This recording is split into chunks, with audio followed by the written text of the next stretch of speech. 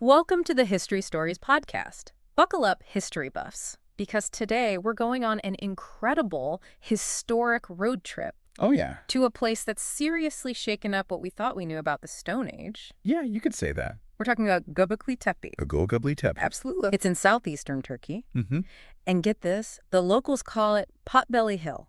I love that name. Pretty kitschy, right? It is. But for years, this totally groundbreaking site, it just looked like another dusty mound, scattered with broken limestone. Farmers would be plowing the land, totally clueless that they were practically scraping against something super, super old. You're like thousands of years old. Exactly. But then, in 1994, an archaeologist was out there, and he had this hunch. Okay. He saw more than just a bunch of random stones. He saw the shape of a massive, deliberately made hill. Mm-hmm. And it hit him, this wasn't something from medieval times, this was Stone Age.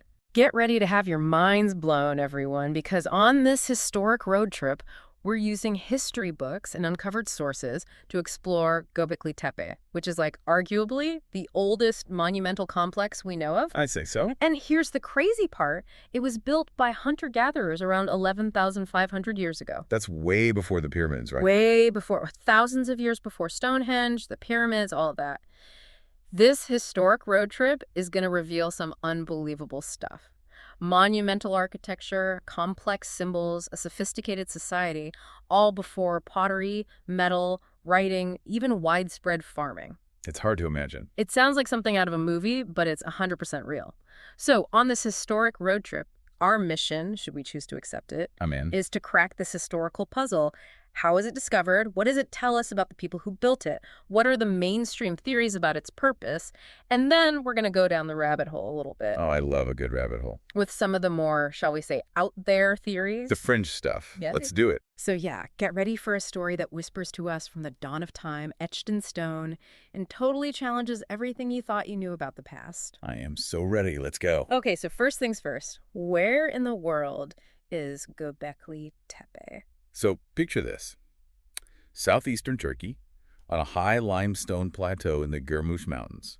It's near this modern city called Şanlıurfa. Okay. Now, the site itself is what archaeologists call a tell, basically. A man-made hill formed over time by layers of human occupation. Interesting. Yeah, it's pretty massive, about 50 feet high, covers a huge area. Really? 22 acres, which is 18 football fields. Wow. Yeah, you can see this thing for miles across the Heron Plain. It dominates the landscape. That's wild. And here's the thing. Locals had always thought of it as a special place, like a sacred wishing hill. They'd farm around it, but they considered it kind of holy. So it wasn't completely ignored then? No, not exactly. But its true significance remained hidden for a long time. Now, rewind to 1963, there was this survey team from Istanbul and Chicago universities. They were out there checking out the area, and they noted all this flint and broken limestone. But here's the kicker. They didn't have the full picture yet. They thought it was probably just a Byzantine or medieval cemetery messed up by farming. Oh, wow. So they completely missed it. They missed the truly ancient stuff. It just goes to show you sometimes you need more pieces of the puzzle to really understand what you're looking at. It's true. Sometimes things just don't click until you have more context. That's archaeology for you. Yeah. It's all about connecting the dots. So fast forward to 1994. Enter Klaus Schmidt. He was an archaeologist who had been working at another site nearby called Nevelishori. Nevelishori, important site. Right, and what's interesting is that Nevelishori had these similar T-shaped pillars, right? Yes, that's crucial. Those pillars ended up being a key clue. So Schmidt, he takes another look at that 1963 report, and he also knows that locals have been reporting these finds to the Şanlıurfa Museum. Things that didn't quite fit the Byzantine cemetery idea. Right. So the moment he lays eyes on Göbekli Tepe, Light bulb moment. he knows it's not natural. He knows it's man-made. And those scattered limestone fragments, they weren't just random stones. Thanks to Nevelishori, he saw them as broken pieces of Neolithic T-shaped pillars. He was like, wait a minute, I've seen this before. This is something else entirely. So 1995, excavations begin. The digging starts. And boom, they confirm what Schmidt suspected. Just below the surface, they find these intact, massive T-shaped pillars. Huge pillars, yeah. Arranged in these circular enclosures. It's like uncovering a lost world. And they're dated to the earliest Neolithic period. That's the pre-pottery Neolithic A, or PP&A, for those keeping score at home. So Schmidt, he leads this whole project until he passes away in 2014. Sad loss. But the work continues to this day with the German Archaeological Institute, or DAI, They're a big deal in archaeology. and Istanbul University as part of this bigger project called the Temporal Project. Which is focusing on all these related sites in the region. So they've been at it for decades now. Decades of digging, analyzing, piecing things together. But get this, they've only uncovered a tiny fraction of the entire site. Like maybe 5% or even less. Seriously? It's incredible. And radar surveys suggest there are at least 16, maybe even 20 more of these megalithic rings buried there. Under the hill? Underneath it all, waiting to be discovered. That's mind-blowing. So it sounds like the work itself is no walk in the park. Oh, no, it's a massive undertaking. Mm-hmm. The size of the site is just one challenge, and then you have to carefully excavate and preserve these incredibly fragile structures. Right. They've had to build these protective shelters over some areas. Oh, wow. And, of course, managing the tourists. It's a popular site, understandably. I bet. And then you have the misinformation spreading online. Always fun. Yeah. And even just getting to the site was a challenge in the early days. It's not exactly easy to access. So it's a labor of love, but clearly the discoveries have been more than worth it. Absolutely. It's revolutionized our understanding of the Stone Age. So let's get into the nitty-gritty. What exactly have they found at Göbekli Tepe? Like, the highlights? Okay, so first off, location, location, location. Göbekli Tepe is smack dab in Upper Mesopotamia, which is basically considered the cradle of civilization, right? Yeah. The birthplace of the Neolithic Revolution. That's where agriculture first started taking off, right? Exactly. So that's already significant. And now, the age. This is the kicker. Göbekli Tepe was built and used mainly between 9600 and 8200 BC, right when the last ice age was ending. So we're talking over 11,000 years ago. That's older than Stonehenge by, like, 6,000 years. Wow. And they were able to date it that precisely. Oh, yeah. Archaeologists have their ways. Radiocarbon dating, analyzing the layers, all that good stuff. So we know for sure this is the real deal. This is old. Ancient. Okay, now imagine this. You're walking up to Göbekli Tepe. The first thing you see are these monumental enclosures. Okay. The oldest part, layer 3, has these massive structures, either circular or oval. Some are like 100 feet across. And the defining feature, the thing that makes this site so unique, is those T-shaped pillars. Those are the ones we keep hearing about. Yeah, they're set into these thick walls, and some enclosures even have stone benches built in. Now, layer 2, that's a bit later, has smaller rectangular buildings, but some of them still have those T-pillars, just smaller. So they changed their architectural style over time. They did, and that's something we see happening elsewhere in the Near East during the Neolithic, like this shift from round to square. Interesting. Yeah, there are all sorts of theories about why that might be. Oh, okay. But back to those T-shaped pillars. Oh, yeah, the stars of the show. So these things are huge. I mean, some are over 18 feet tall. That's taller than a giraffe. And weigh up to 50 tons. Can you imagine the effort it took to make these things? It boggles the mind. And they're carved out of local limestone. Local limestone. They were quarrying the stone right there on the plateau. So what's the deal with the T-shape? Well, most archaeologists agree that it represents a stylized human figure, like in profile. Oh, I see, like a stick figure almost. Kind of, but more abstract. Some of them have clearly defined arms, hands carved on the front, and even things like belts and loincloths. And those loincloths, I read that they're thought to be made of fox pelts. That's the leading theory, yeah. Ah. It's pretty amazing the level of detail they were able to achieve. Using just stone tools. Yeah, think about that. No metal, no fancy chisels. Just stone on stone. And how are these pillars arranged within the enclosures? So typically you have two larger pillars in the center standing in these shallow stone bases. Okay. And then around them you have a ring of smaller pillars embedded in the walls, all facing inwards. So like they're all looking at each other. In a way, yeah. It's quite a powerful image, like a silent gathering. I can see why people call it a temple. Right. It definitely has that vibe. But it's more complicated than that, as we'll see. Okay, so we have these giant T-shaped pillars Mm-hmm. arranged in a circle facing each other. Yep. But that's not all. They're covered in these incredibly intricate carvings, right? Covered. It's one of the things that makes Göbekli Tepe so remarkable. It's not just the architecture, it's the art. So what kinds of things are they carving? Well, mostly animals, a huge variety of wild animals. Yeah. Foxes, boars, snakes. Tons of snakes, actually, especially in one enclosure. Okay, interesting. Vultures, gazelles, wild cattle, all sorts of birds, cranes, ducks, even predators like lions. Oh, wow. And then you have scorpions, spiders, insects. There are even carvings of things like handbags. Handbags. Yeah, these little bag-like symbols. Nobody's really sure what they mean. Mysterious. So mostly animals, but there are also some human figures, right? There are, but they're much rarer in those early layers. And when you do find them, they're often, well, unusual. Some are headless, some have erect phalluses. Okay, that's getting a little weird. It is. And then you have Pillar 43, the famous vulture stone. It's got this whole scene with a vulture, a scorpion, a headless man, and a sphere. Yeah, I've seen pictures of that one. It's pretty intense. It is. Lots of debate about what it all means. And then there are pillars, like 18 and 31, which have these detailed belts and fox pelt loincloths. Those are the ones in the center of one of the enclosures, right? Yes, enclosure D. And then you have Pillar 56, which is just jam-packed with over 50 animal figures, and Pillar 66, which has this large aurochs carving. So a huge variety of animals, some human figures, but mostly animals. And don't forget the abstract symbols, H-shapes, crescents, all sorts of geometric patterns.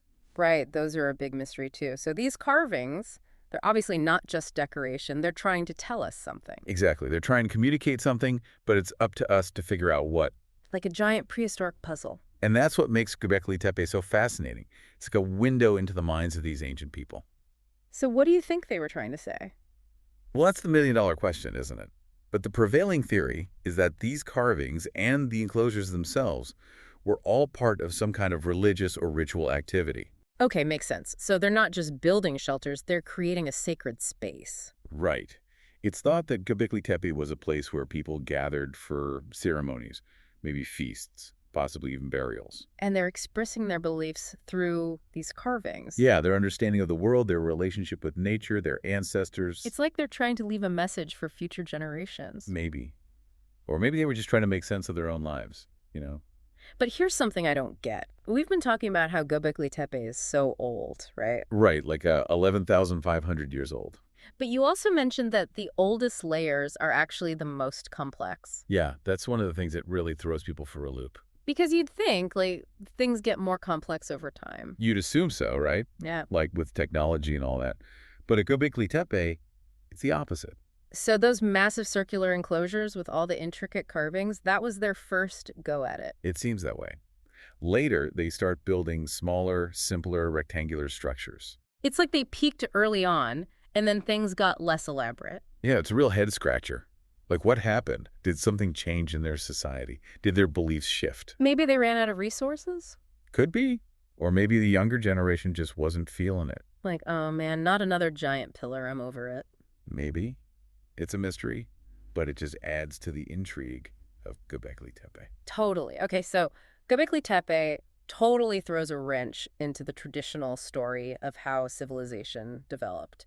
It used to be like, first you have agriculture. The classic narrative. Right. People start farming, then they settle down in villages, they get more organized, they have more food, and then boom, complex society with religion and monumental architecture. That was the textbook story for a long time. But Göbekli Tepe flips the script. Because here we have massive planned construction, complex art, all this stuff, way before farming was even a thing. Yeah, it throws the whole timeline out of whack. And it was all built by hunter-gatherers, not settled farmers. That's what makes it so revolutionary. So what does that tell us about hunter-gatherers? It tells us they were capable of much more than we ever thought possible. They had sophisticated thought processes, they could plan and organize on a massive scale, and they had this incredible ability to cooperate and work together. So it's not just about the technology, it's about the social structure, the beliefs that allowed them to do this. It's about the human element, the drive to create something meaningful, something that connects them to something bigger than themselves. Like a shared purpose, a shared vision. Exactly. And that's something we can all relate to, right? The need to belong, to create, to leave our mark on the world. Absolutely. So this whole idea that religion or complex rituals came after agriculture, that's out the window now, right? Yeah, Göbekli Tepe challenges that notion. It suggests that maybe religion, or at least some form of communal ritual, was actually a driving force behind the Neolithic revolution, not just a consequence of it. So it wasn't just about food and survival, it was about something more. Something deeper, more spiritual, more about connecting with each other and with something beyond the everyday. That's fascinating. Okay, so we have this mind-blowing site that rewrites history. What was the reaction when it was discovered? Oh, it caused a huge stir in the archaeological world. I mean, this Yes. is a paradigm shift. It pushed back the timeline for monumental architecture in complex societies by thousands of years. I bet people were freaking out. They were. It was like, hold on, everything we thought we knew about the Stone Age is wrong. And what about the public? Did they get excited about it? Absolutely. The idea of the world's first temple really captured people's imagination. Yeah, it's a kitschy headline for sure. And it made people rethink the origins of civilization. Like, what really pushed humans towards settled life and agriculture? Was it just about practicality, or was there something more profound going on? It definitely makes you wonder what those ancient people were thinking. Exactly. And that's what archaeology is all about, trying to understand the past, trying to get inside the heads of those who came before us. So let's talk about the people who actually built Göbekli Tepe. What can we tell about them from the evidence? Well, they were definitely hunter-gatherers. We know that from the animal bones. Like, gazelles were a major food source for them. Over 60% of the bones they found were from gazelles. Wow. They also hunted wild boar, sheep, deer, cattle, birds, pretty much anything they could get their hands on. But no domesticated animals. Not in those early layers, no. Except maybe dogs, but dogs were domesticated way earlier, so that's not too surprising. So they were hunting, they were gathering, but they were also processing a lot of wild plants, right? Oh, yeah. They found tons of grinding stones, which tells us they were using wild grains, like einkorn wheat, which is actually native to that region. So they were using wild grains before they started actually farming them. Right, and that's another piece of the puzzle that Göbekli Tepe helps us understand. It's like a transition phase between hunting and gathering and full-blown agriculture. Man, some people think they were even brewing beer. Yeah, there's evidence to suggest that. They might have been using those wild grains to make beer, possibly for rituals. Ancient beer parties? Maybe. Hmm? It's definitely possible. So they were hunting, they were gathering, they were processing plants, they were probably brewing beer, and somehow they managed to build this massive, incredibly complex site. And it all begs the question, how did they do it? Yeah, seriously. It's hard to imagine building something like that without, modern tools, cranes, all that stuff. I know, right? But they did it. And archaeologists are trying to figure out how. It was definitely a huge undertaking. So let's break down the process step by step. First, you need the stone, right? So they had to quarry these massive blocks of limestone. Okay. Luckily, the limestone was right there on the plateau, and it occurs naturally in layers. So that would have made it a little easier to extract. Exactly. They probably used flint tools, maybe some wooden tools, to carve channels around the blocks. And then they would use wooden beams and wedges to pry them free. Like lever them out. Yeah, basic physics, but on a massive scale. Yeah. And they actually found some unfinished pillars still in the quarries. So they just left them there. Yeah, including one that's like 23 feet long and weighs 50 tons. Wow. Maybe it cracked or something, or they just realized it was too big to move. Yeah, that's a lot of weight to haul around. No kidding. Okay, so now they have these giant blocks of stone. They got to move them, right? That's the part I can't wrap my head around. It's mind-blowing. They had to move these things, some weighing up to 50 tons over distances of up to 500 meters. So how did they do it? Well, we don't have any direct evidence of things like wheels or roads from that time. So we have to use our imaginations a little bit. A little bit. But if we look at other megalithic cultures around the world, there are some clues. It's likely they use things like wooden sledges, rollers, maybe planks, and a lot of manpower. Like hundreds of people pulling on ropes. Yeah, it would have been a massive communal effort. Schmidt estimated that it would have taken at least 500 people to quarry, transport, and erect just one of those major pillars. That's insane. It's like building a pyramid, but with fewer people. And no fancy tools. And they were feeding all these people too, right? Oh yeah, they had to keep everyone fed and watered. Which is probably why they found so many animal bones at the site. Makes sense. They were probably having these huge feasts to fuel the whole operation. It's a cool image, right? Yeah. All those people coming together, working together, sharing food, building this amazing thing. It really changes how you think about hunter-gatherers. Totally. They were capable of so much more than we used to give them credit for. Okay, so they've moved the pillars to the site. Now they got to get them upright. And that's no easy feat. Not at all. They probably used a combination of ropes, levers, maybe earthen ramps to get them up. And again, a lot of coordinated manpower. It makes you appreciate the ingenuity of those ancient people. They were incredibly resourceful. Mhm. And then, of course, there's the carving. Yeah. Yes, the art. All that intricate detail, the animals, the symbols. They did all that using just stone tools, mainly flint. It's unbelievable the level of skill they had. And remember that boar statue they found recently? Oh yeah, the one with the traces of paint. Yeah, that means the carvings at Göbekli Tepe might have been painted too. It's very likely. They might have been brightly colored, which would have made them even more striking. It's amazing to think about what the site would have looked like back then. I know, right? A total sensory experience. Ah, So yeah, the construction of Göbekli Tepe was a massive undertaking. It required incredible planning, organization, cooperation, and skill. it really challenges our assumptions about what hunter-gatherers were capable of. And it shows us the power of shared purpose, of working together towards a common goal.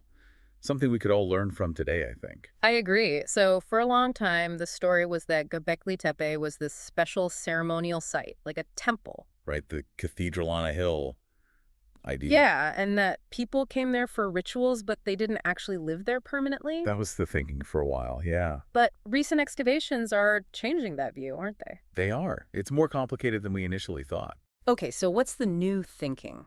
Well, for the first 20 years or so of research, the focus was on those big enclosures, and they hadn't found much evidence of typical houses or hearths in those areas.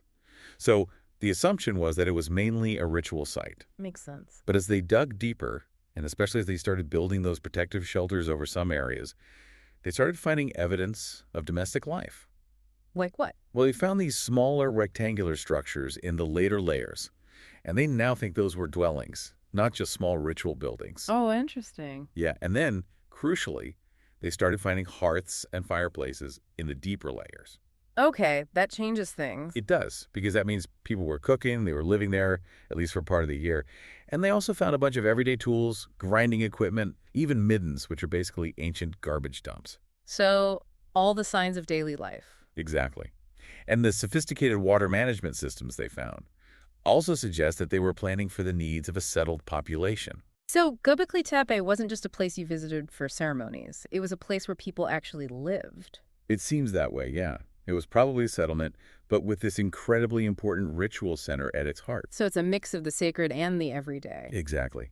Which makes it even more fascinating, right? Mhm. It's not just a sterile archaeological site. It was a living, breathing community. Totally. So even with the evidence of settlement, those enclosures are still the most striking feature, right? Oh, absolutely. They dominate the site. And there's still a lot of debate about their purpose. What were they used for? Well, as we talked about, Klaus Schmidt was convinced they were sanctuaries, like super important sacred places. He thought they were central gathering points for different hunter-gatherer groups. Okay. Places where they would come together for ceremonies, feasts, to reinforce their social bonds, exchange information, maybe even arrange marriages, like a way to maintain their identity and connection during a time of big changes, like the end of the Ice Age. It's like their version of a big city or a religious center. Kinda, yeah. And he believed that the massive effort involved in building these things was fueled by, all those animal bones we talked about. Like they were having these giant feasts to bring people together. Exactly. Food, ritual, community building, all rolled into one. That's awesome. So what kinds of specific rituals did he think were going on there? Well, one strong possibility is ancestor worship. He thought those T-shaped pillars might represent ancestors or maybe mythical beings. Oh, interesting. And the way they're arranged, with the smaller pillars facing the central pair, it's like a gathering of these important figures. And that would fit with evidence from other early Neolithic sites where we see signs of ancestor veneration. So they're honoring their ancestors, maybe asking for their guidance or protection? It's possible. Yeah. And he also thought it was connected to death rituals. Now, they haven't found any intact burials within the main enclosures yet, but they have found a bunch of fragmented human bones mixed in with the animal bones, and some of them have cut marks. So they were definitely doing something with the dead. Yeah, and that, combined with the vulture imagery and the headless figures, it made Schmidt think they might have been practicing excarnation. Which is... Basically leaving bodies out for birds to, pick clean. Yeah. And then they would bury the bones later. Oh, okay. Not my cup of tea, but I guess it was a common practice back then. It was. And some cultures even had skull cults, where they would collect skulls and decorate them. Yeah, that's a little creepy. It is, from our modern perspective. But for them, it was probably a way of honoring the dead, keeping their spirits close. Makes sense. Anything else about the rituals? Well, Schmidt also thought that the enclosures, with their enclosed spaces and maybe even roofs, Could have been used for initiation rites. Like coming-of-age ceremonies. Yeah, maybe for young men, involving tests or secret knowledge. The whole atmosphere would have been pretty intense, with all those animal carvings in the darkness. Yeah, that would be an unforgettable experience. Definitely not your average Sunday service. Okay, so ancestor worship, death rituals, initiation rites, all possibilities. What about the carvings themselves? I mean, what are the main theories about what all those animals and symbols mean? Well, that's where things get really tricky. Interpreting ancient art is always a challenge. It's like trying to read someone's mind from thousands of years ago. Exactly. But there are some recurring ideas. First off, the animals. They're everywhere at Göbekli Tepe. And there's a huge variety, including predators. Like the lions and vultures. Yeah. So one possibility is that they were just depicting the world around them, the animals they hunted, the animals they feared. Okay, that makes sense, like a prehistoric nature documentary. Kind of, yeah. But it's also likely that the animals had deeper symbolic meanings. Maybe they represented spiritual forces or characters in their myths, or even totems for different clans or social groups. Like each group had their own animal spirit. It's possible. Yeah. And the fact that some enclosures seem to have more of certain animals, like the snakes in enclosure A, that lends credence to the idea that they might have represented different groups or clans. Interesting. So they weren't just randomly carving animals, they were choosing specific ones for specific reasons. Right, and the repetition and the detail, that tells us these animals were really important to them. They were trying to communicate something specific through those carvings. So animals, symbols, and then you have those rare human figures. What's up with those? Well, the T-pillars themselves are obviously the main human representations, even though they're stylized. Those arms and hands, the belts, the loincloths, it's clear they're meant to be human-like. But who do they represent? That's the question. Some archaeologists think they're ancestors. Others think they're more like generic human figures, or maybe even shamans or gods. It's hard to know for sure. It is. And then you have those more naturalistic human sculptures, the ones that are often broken or headless, and those probably relate to death or fertility rituals. Okay. And what about Pillar 43, the vulture stone? That one seems to get a lot of attention. It does. It's one of the most iconic images from Göbekli Tepe. And most mainstream archaeologists see it as a scene related to death and funerary rituals. The vulture, the scorpion, the headless man, the sphere, they all seem to fit into that theme. Like a story about death and rebirth, maybe? It's possible. And even those three handbag shapes at the top, some people think those might represent the enclosures themselves, or maybe different social groups. So lots of layers of meaning. Lots of symbolism, yeah. And then you have all those other symbols, the H shapes, the crescents, the geometric patterns. Those are even harder to decipher. It's like trying to crack a secret code. It is. Some people have tried to link them to later symbols, like the ones used in Luwian hieroglyphs, but that's pretty speculative. So basically, we have all this amazing art, but we're still trying to figure out what it all means. That's the fun part. Right. The mystery. But one thing,